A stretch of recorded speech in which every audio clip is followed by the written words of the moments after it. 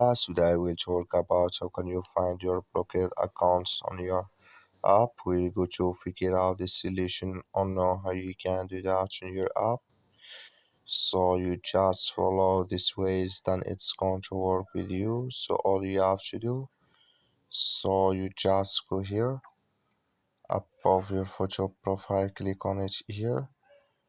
So when you just click here on your photo profile, it's going to take you to this list here. Then you click here on your photo profile.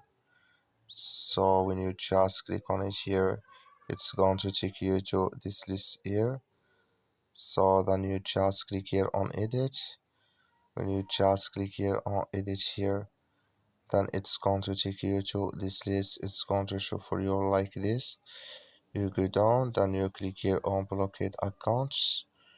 So then here you will find all blocked accounts you have. I have nothing here, but if you have it, you will find it in this list. That's all you have to do. Thank you for watching. Don't forget to support us by liking and subscribe.